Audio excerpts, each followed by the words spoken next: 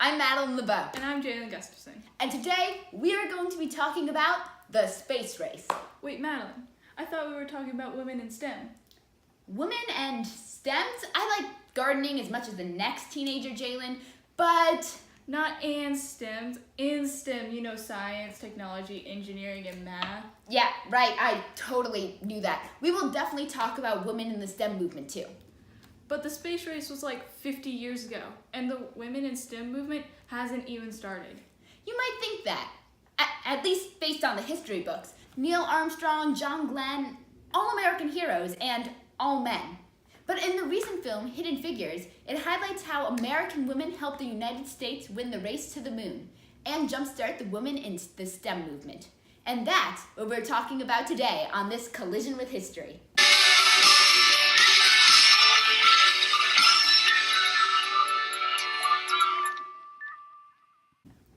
So the story of Hidden Figures focuses on 3 African-American women wanting to help America win the space race. After World War II, the United States and the Soviet Union weren't on the best terms. Even though they were allies during the war against the Nazis, their alliedness lasted about 38 seconds after the war ended. Alliedness? Yes, alliedness. It's a thing. I read it on Wikipedia. Nice source. But as you were saying, the end of World War II marked the start of the Cold War. Wait, what? Wasn't there a global warming back then? And didn't they have enough hoodies? A Cold War is when multiple nations are in a period of hostility, but no shots were actually fired. So when a Cold War broke out between the US and the Soviet Union, both nations began to strive for superiority. They competed in everything, from who had the more complete military arsenal to who had better chess players. That's true. In fact, an entire musical has been written about tensions over an international chess match between the Soviets and the United States. That's crazy, right? A musical about chess. And for some inexplicable reason, they made the Eastern European love interest from Hungary when she could have been Czech. Get it? Chess, check, mate. Anyway, fronts of competition was the new frontier, the last frontier. Both nations wanted to be the first to get a man into space and to the moon, and then return him to Earth safely. But they were both willing to take extreme steps to do so. And that brings us to Hidden Figures. The US-based team and the National Aeronautics and Space Administration, or NASA, was behind in the race to space. It needed all the help it could get. So it assigned Katherine Johnson, Dorothy Vaughan, and Mary Jackson, 3 brilliant African-American women, to its Langley Research Center in Hampton, Virginia. These women ended up being crucial to getting John Glenn and Freedom 7 to orbit and back to Earth safely. But the path of getting there wasn't easy. NASA began the space race in the 1950s, and we didn't get to the moon until 1969. And you know what else was happening then? Segregation. In Virginia during the 50s and 60s, African Americans were still forced to use different water fountains, bathrooms, and attend different schools. This separation made Johnson, Jackson, and Vaughn's task of joining and moving up the ranks in NASA even more difficult. You see, since they were African American, they were limited in what they could do, and they had to use separate and inferior facilities, even if they produced equal or better work than the others. Another added obstacle for Jackson, Johnson, and Vaughan was that they were female. Going back to World War I. World War I? Sweet. Yes, World War I. While men were fighting overseas for America, many factories began to lose workers, so women began to be hired. These women helped to make bullets, care packages, and military equipment so that our soldiers overseas could have what they needed to win the war. Other women did even more, like Mabel Elliott, who worked to foil a German spy ring by using lemon juice as invisible ink, or Martha Whiteley, who examined the poisonous gases used by the Germans in the trenches, and she, with her team of 7 other women, created mustard gas so that England could have something like the Germans had. After World War I, these women were fired so that men could have their jobs back. Then, in World War II, women joined the workforce once again, this time as Rosie the Riveters. Rosie's manufactured airplanes for our troops, and WASPs flew these airplanes to military bases across the country. But these women were, once again, fired when our soldiers returned home. By the Cold War, women were fed up. They wanted equal rights and an equal opportunity to get jobs. So when Jackson, Johnson, and Vaughan joined the team for building Freedom 7, it was particularly unheard of. Even though women had been working outside of the home for decades, many people still thought that we were incapable of doing anything in the STEM movement, but these women helped to prove them wrong. Johnson's skill in math helped NASA find the exact coordinates for returning the spaceship to Earth. Jackson's genius in engineering helped to build the space capsule that would eventually be orbiting the Earth.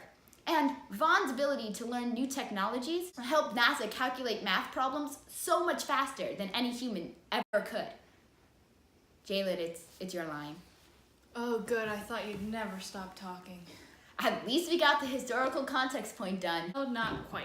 I'm sure many of you are thinking, "Hi, Jalen, why did this movie come out now?" I wasn't thinking that. Well, in the 21st century, many themes from movies are super relevant and may explain why this movie came out when it did. Just like Hidden Figures, we are still fighting against racial inequality. Similar to the peaceful protest for equality seen in Hidden Figures, many football players have begun to kneel during the national anthem to bring attention to racial inequalities seen in the US today. And today, women in STEM are still a huge deal. Like the women pioneers we saw in Hidden Figures, women today are still trying to become scientists, engineers, and mathematicians. Madeline, only 4 more parts of Hippo left.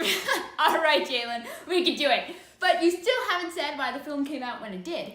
The purpose of Hidden Figures coming out now was to not only bring light to an incredible story that history has glossed over, but also as commentary on modern day issues such as racial injustices and women in STEM. This film, intended for the whole world to see, shows just how far we've come in the past 60 years and reminds us how far we could go in the next 60. And now the intended audience and purpose is done. Only 2 parts left! Yep, point of view is next. The filmmakers of Hidden Figures clearly believe that racial injustice is bad, and rightfully so. Racial injustice is bad.